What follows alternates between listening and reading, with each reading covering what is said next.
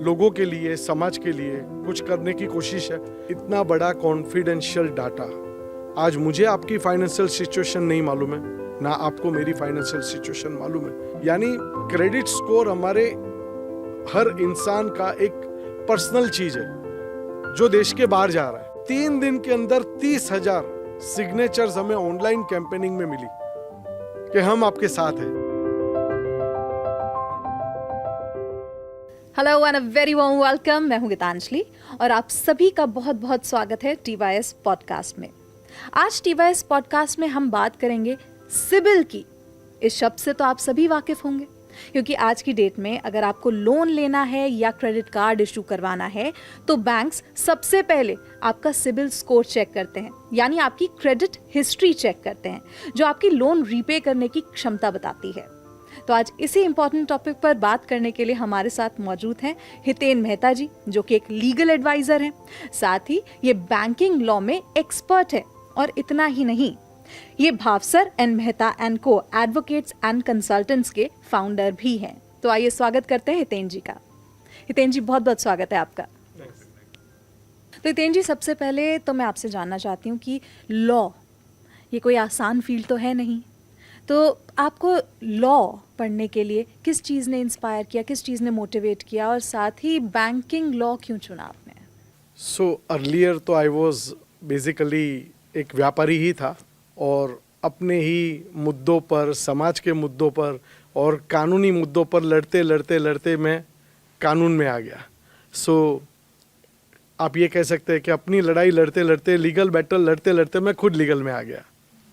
और कहीं ना कहीं बैंकिंग की समस्या मेरे और मेरे कई लोगों के साथ थी, हमारे कई व्यापारी भाइयों के साथ भी थी, जिसमें कहीं ना कहीं बैंकिंग सिस्टम में ट्रांसपेरेंसी, क्लैरिटी न होने की वजह से व्यापारियों को कई मुसीबतों का सामना करना पड़ रहा था। तो जिसका जो मुद्दा मेरे साथ भी हुआ, मेरे साथ भी मसले हुए, और उन्हीं मसलों का सामना करते करते मैं खुद इस मसले में आ गया। अच्छा, यानी आप खुद एक बिजनेसमैन थे। Yes, yes. I लेकिन was कुछ earlier. ऐसी आपने मुश्किलें फेस की जिसकी Yes. वजह से आपने सोचा कि मैं खुद ही लॉ कर लेता हूँ Yes. और एक लीगल एडवाइजर बन जाता हूँ। Yes, so I have done PhD in banking और पिछले 10 सालों से मैं कई कानूनी मसले बैंकिंग को रिलेटेड और कई अभी तो सारे कई मुद्दों पे हमारी लड़ाई चालू है, कानूनी लड़ाई, और लोगों के लिए, समाज के लिए कुछ करने की कोशिश है कि हम बदल सके सिस्टम को।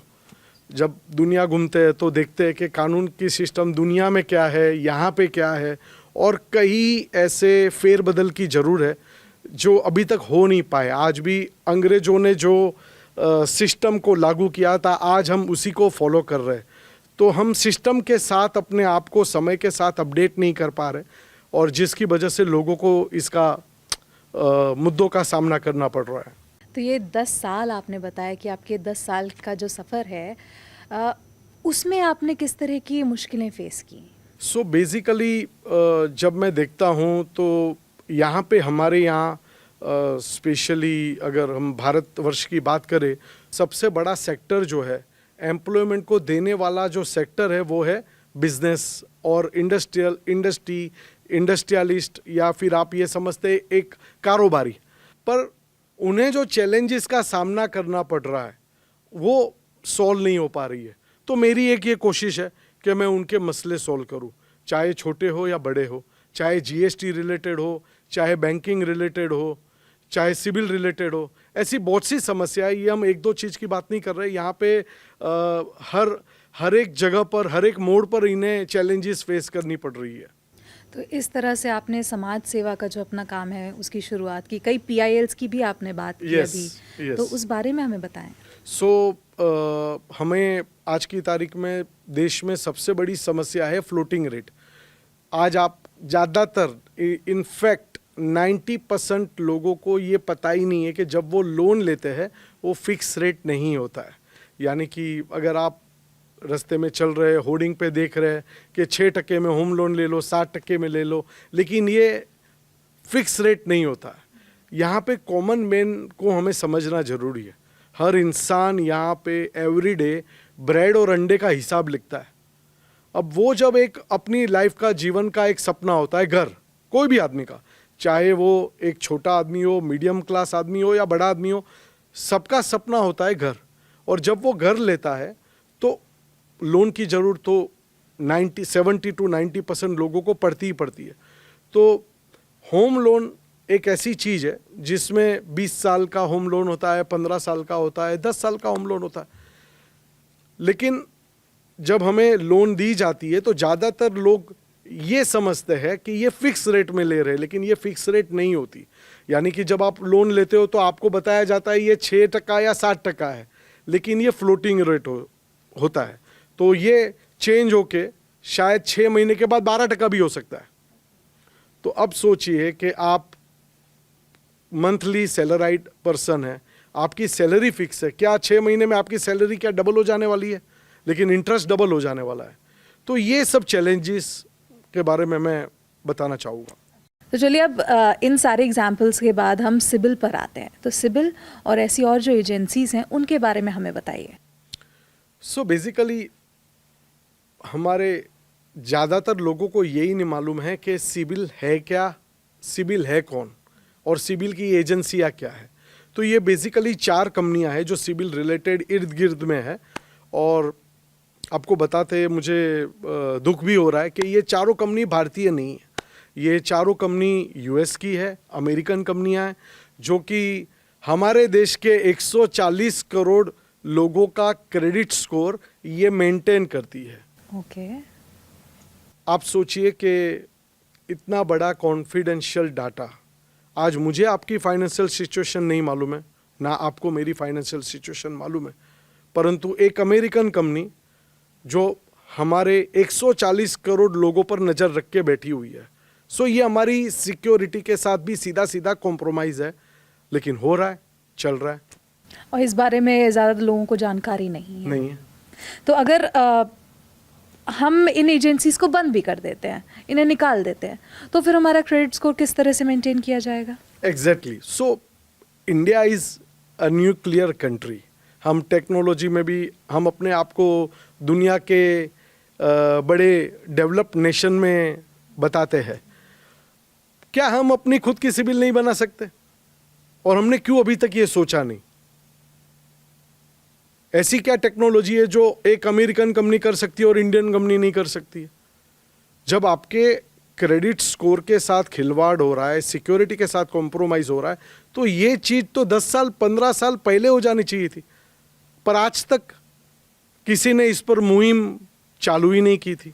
अगर ये क्रेडिट स्कोर नहीं भी है तो क्या इसके बावजूद लोन लिया जा सकता है बैंक से? नहीं, बेसिकली देखिए, फाइनली बैंक का जो पैसा है वो है पब्लिक मनी, तो डेफिनेटली वो किसको दिया जाता है, उसका बैकग्राउंड, उसकी ओवरऑल रिपोर्ट के क्या उसका पहले कहीं डिफ़ॉल्ट हुआ है या उसका क्रेडिट हिस्ट्री अगर चेक करनी है तो डेफिनेटली सिबिल की हेल्प के बिना नहीं हो सकता है। पर सिबिल इंडियन कंपनी होनी चाहिए थी, मैं ये बताना चाह रहा हूँ। मेरा जो मेन आज का हमारा जो मुद्दा भी, मुख्य मुद्दा जो है वो ये है कि सिबिल भारतीय कंपनी होनी चाहिए थी, ना कि एक अमेरिकन कंपनी।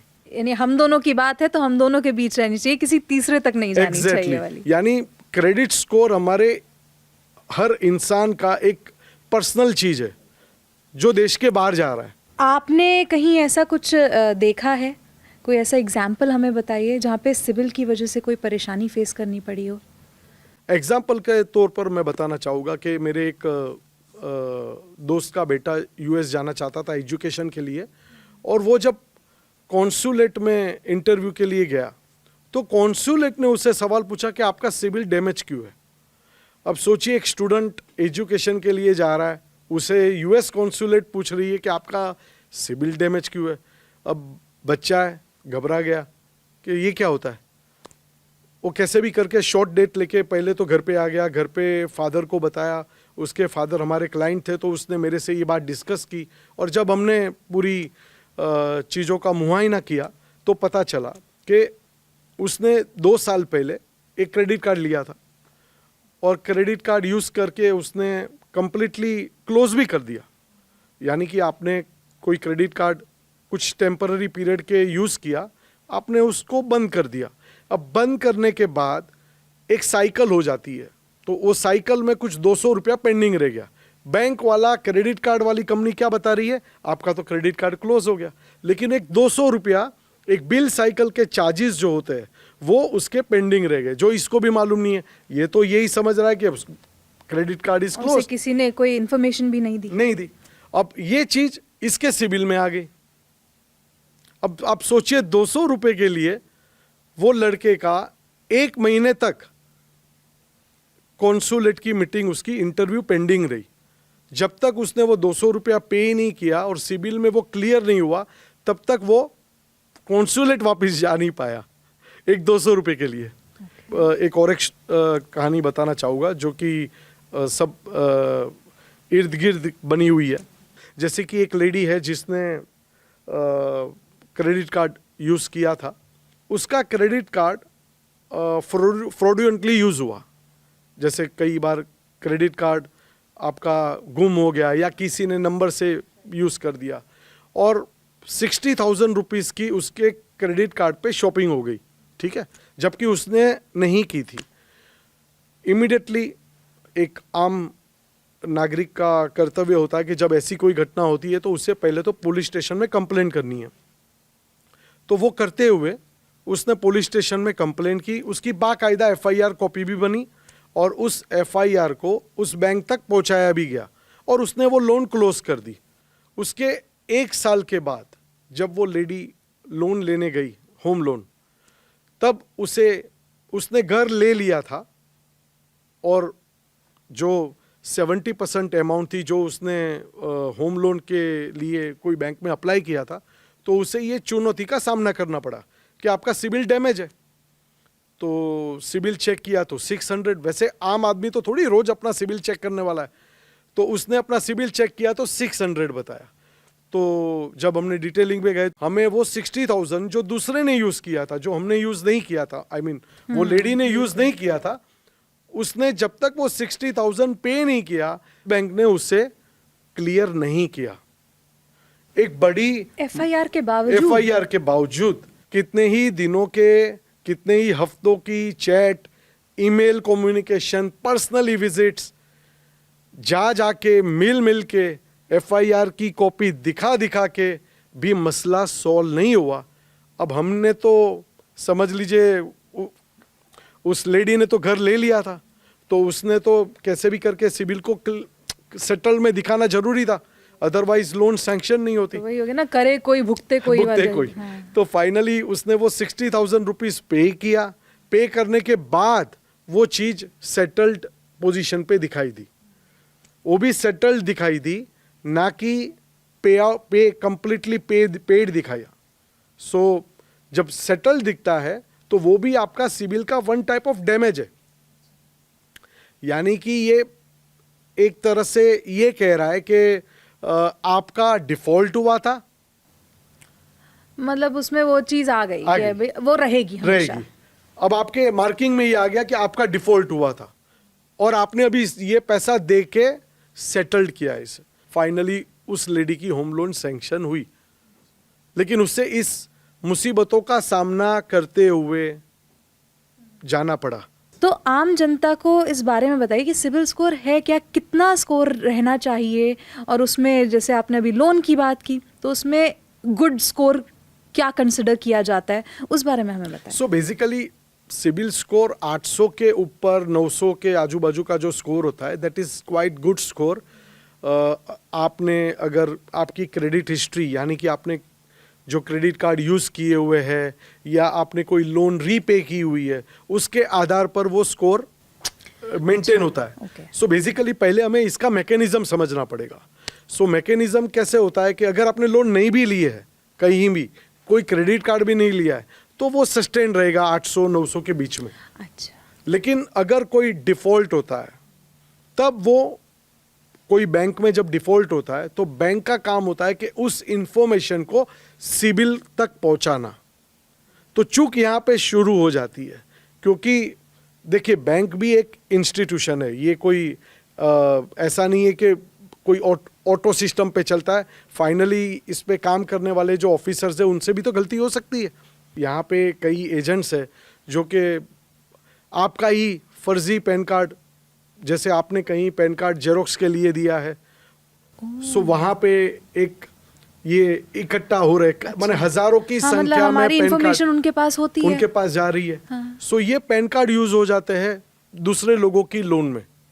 सो ऐसी भी कई घटनाएं हुई जिसमें राजकुमार राव जैसे हमारे बॉलीवुड के हीरो है, उनका पैन कार्ड किसी की दूसरे की लोन में यूज हो गया एज एन गारंटर, और उनको ये सब कानूनी मसलों से गुजरना पड़ा कि भाई मैंने कोई गारंटी नहीं दी है, ना मैंने कोई लोन ली है।